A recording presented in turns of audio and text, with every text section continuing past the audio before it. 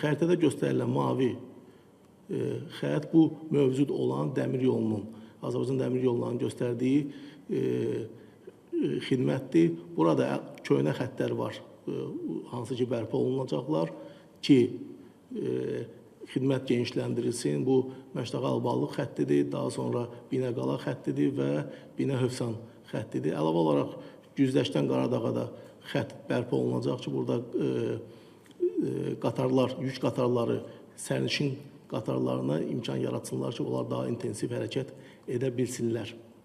Bir vacib hissə burada Keşlə yük böyük şor mənzilinin bərpasıdır ki, yəni faktiki olaraq qatarlar dövr edə bilsinlər və məsələn Pirşağıdan çıxan və yaxud da ki Məşləqədən çıxan sərnişin 28 may metrosuna 28 maya daxil olmadan birbaşa deyək ki Xırdalana hərəkət edə bilsin və yaxud da əksinə.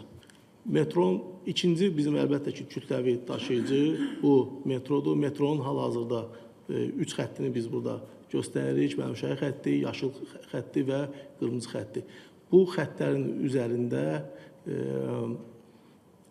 əlavə stansiyalar tikiləcək ki, xüsusi olaraq da bu bənövşəyi xəttə aiddir ki, bu da 20 yanvardakı darboğazın həll olunmasına dəstək verəcək ki, bu bənövşəyi xəttin faktiki olaraq uzadılaraq Ağşəhərə qədər aparılması nəzərdə tutulmuşdur.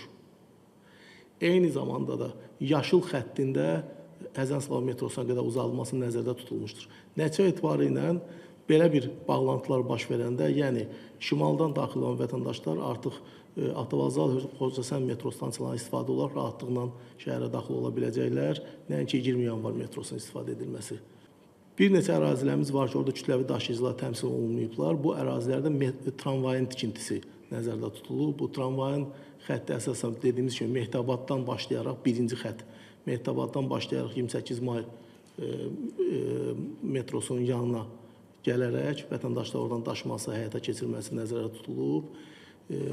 Digər ərazi, Sibriz ərazisində tramvayın çəkilməsi və həmən ərazinin Pirşağı dəmir yolu